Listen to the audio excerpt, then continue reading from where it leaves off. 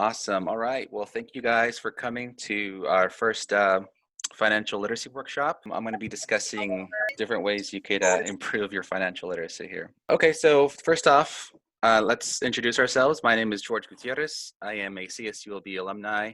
I graduated back in 2015. I studied computer science. Eddie, you want to introduce yourself real quick? So my name is Eduardo. I'm alumni from Cal State Long Beach as well, graduated in 2015. I'm a mechanical engineer and I currently work in the aerospace and defense industry as a mechanical design engineer.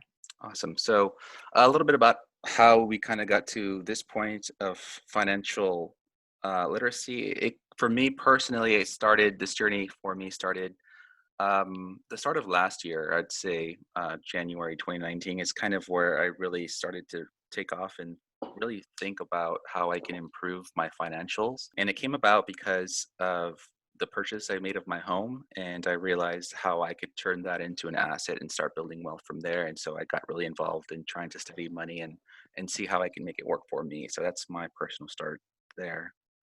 What about you, Eddie? I got into it after finding out that going through the engineering curriculum, there was no class on personal finance, understanding the terminology and all that stuff. So out of interest, I just took like a 300 level finance class. I think it was like Finance 300, could be wrong, at Cal State Long Beach. And I learned about kind of like stocks, tax returns, and all this other stuff. And then after that, I read this book called Total Money Makeover. I found it very useful and learned a lot, and that kind of was the starting point from going more into this topic. Cool, very cool. So a little bit about how this came to be. Eddie and I are part of the MAES LA professional chapter. We're currently, coming up with different ways and of how we could contribute and give back to the students, because it's all about once you graduate and you've benefited from being in MAES, because an organization like that, provides so many opportunities. At least for me, it did. I know when I was a student, I learned so much and I got to network with so many people, so that when I graduated, I wanted to give back. So I joined the professional chapter, and Eddie, Ivan, and Jairo, all of us, we kind of just brainstormed different ways that we can give back. So this workshop is a result of one of those. Moving on. So before we get started, I'd like to first give a disclaimer that Eddie and I are by no means financial experts. We're not CPAs, which is a certified public accountant. This is just stuff that we've learned along the way on our personal finance journeys, and we'd like to share what we've learned with you guys so far. Cool. So here is an outline of what we're going to be going over. So in the first module, we'll learn about why it's important to learn financial literacy. Then we'll move on to credit scores and how to build it, credit cards, module 3, module 4 is budgeting. And then finally at module 5, we'll finish it off with kind of a high level view of how you can start building wealth. Okay, so to kick things off, why learn financial literacy? The very first thing is, for better or worse, money touches all areas of life. So from essentials like food and shelter to luxuries like designer clothes or even the latest tech. Second is, it allows an individual to understand and maximize your particular level of income. So whether you're starting your first job straight out of high school or you're further along in your career, it's important that whatever amount of money that you're earning, you're putting it to the best and highest use first. So we'll talk more about this in budgeting further down the line. Number 3, it helps you plan for the future. When you've attained even a beginner level of financial literacy, you can immediately start putting that knowledge to use by improving your spending habits. You could start budgeting, saving for your next big purchase, like a home or replacing your old car. So when you think of finances, how many people here, by clicking that little thumbs up button, can relate to this picture here? Finances can be kind of stressful for a lot of people, especially people who have little to no financial literacy. And just to give you guys a few stats on this, according to a study by Career Builder, 78% of workers in the US are living paycheck to paycheck. Okay, that's kind of scary. If you think about it, it's 4 out of 5 people are just, waiting and counting the days until your next paycheck comes. Another stat is 60% of Americans can't afford to cover a $1,000 emergency expense using funds that are in your savings account. So again, that's 3 out of 5 people. Nearly 50% of Americans don't have enough or don't expect to have enough money to retire comfortably. So that's, these are all kind of things that you should really be thinking about. While all of these problems might seem like they're an individual problem, it's really a broader in nature, because if you think about it, you don't have to look too far to see, like back in 2008 when we had the major recession, that was due because people were taking all these loans that weren't really appropriate, part of the housing market crash.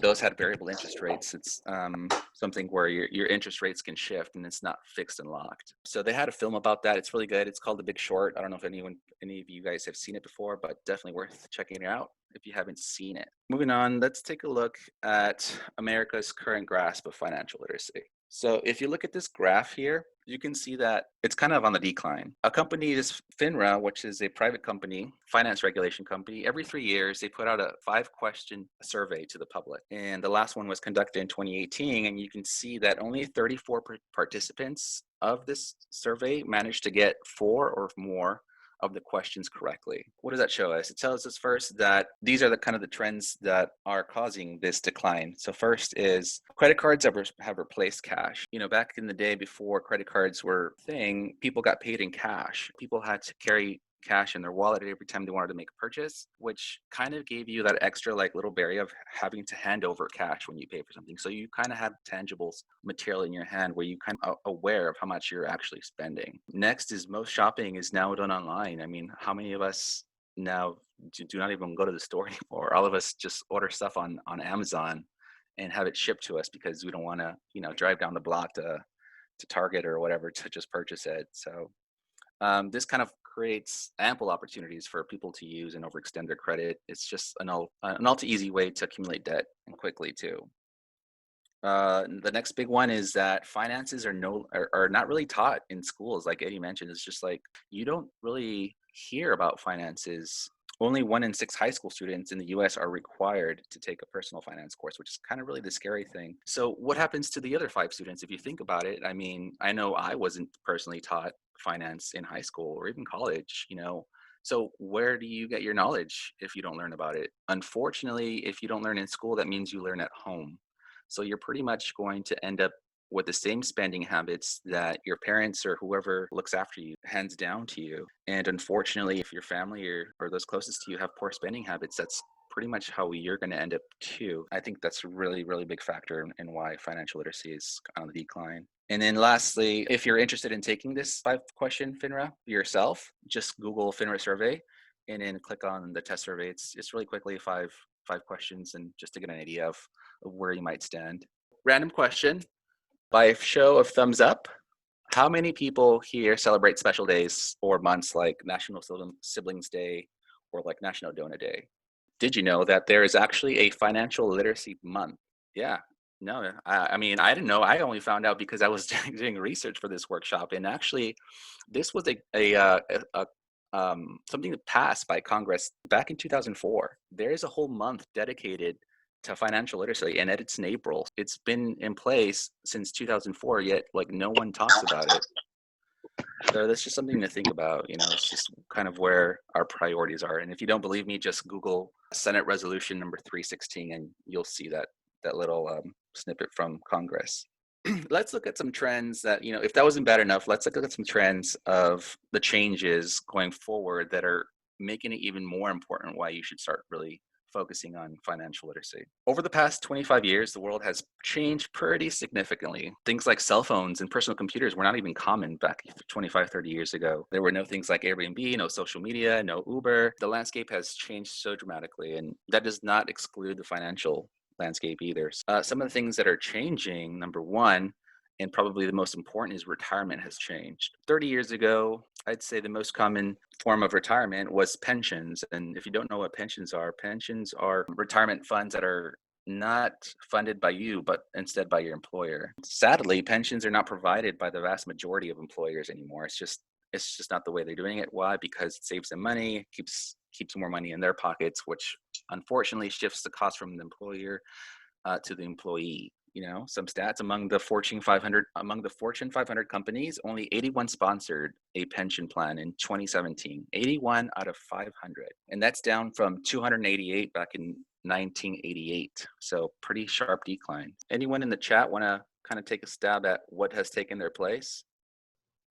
401ks. Yeah, 401ks, you're right, dude. 401ks and IRAs are now being offered for employees to participate in. One important distinction to note is that these plans are really just optional. They're not mandatory for you to contribute in. So if you don't ever take initiative and plan for retirement, then you might go down the road and reach retirement and find out that you have no savings to really live off of. And so you're forced to work pretty much until the day you die. Kind of scary. Number two is complex options. So going back to 401ks, there's so many options here that consumers are now being asked to look at. So when you're investing and saving and preparing for retirement, and these include things like 401k, like Ivan mentioned, the IRA, there's a 403b, there's a 457b. There's also different flavors of these, like the Roth IRA or the self-directed IRA, simple IRA. And so it can seem overwhelming to try and figure out like, okay, so what's best for me particularly. So that's why you really need financial literacy. Third, and it's kind of something that's people don't really realize, is that people are now living longer than they did back in the day. It's not uncommon for people to reach their 90s anymore. If you retire when you're 65, that potentially is up to 30 years of savings that you have to really live on. So think about it, like how many of us budget every time we get paid? Okay, so I get paid every 2 weeks, but just imagine having to budget for the next 30 years of your life, just to put things into perspective. So that's something that's also what's making this more important. Another factor is changing environments. The financial landscape is very dynamic, and it's now a global one compared to the past. Things that happen like in China or in the UK now can influence the market here in the US, which can impact your retirement and any investments that you have. Definitely, you have to be able to understand and see things on a global scale now, not just in your personal local country.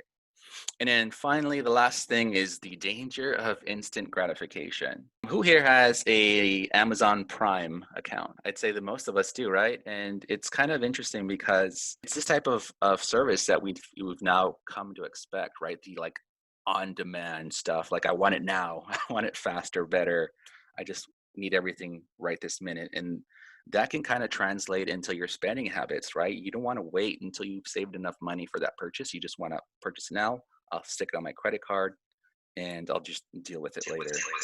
I know I've personally am guilty of this. I know when I bought my house in 2017, by 2019, a year and a half later, I had $20,000 in credit card debt, because I had that mentality. I'm just going to pay for it with my credit card and I'll worry about the expenses later when I get paid. That's kind of one of the dangers definitely you have to look out for. There's actually a really cool Netflix special by a stand-up comedian, Ronnie Chen. His special, Asian Comedians Destroy America. And he has a really funny little bit on Amazon Prime and how like consumers just need everything now. So if you haven't seen it, I definitely recommend checking that out.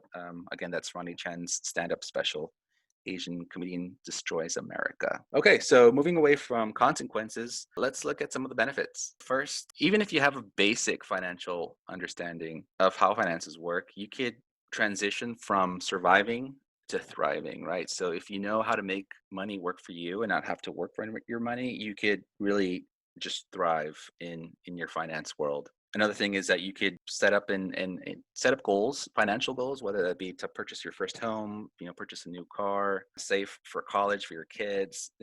Having the financial know-how can better prepare you for that. It can also put you in a situation where you're better prepared to handle times of financial hardship. We've all had random expenses, like maybe you got a flat tire one day and you're just like, oh crap, well now I got to get my car either towed, or if you have AAA, then that still means I got to patch tire, or even purchase a new tire, which is $400 or $500. It's not fun. So if you're better prepared, you could definitely benefit from that.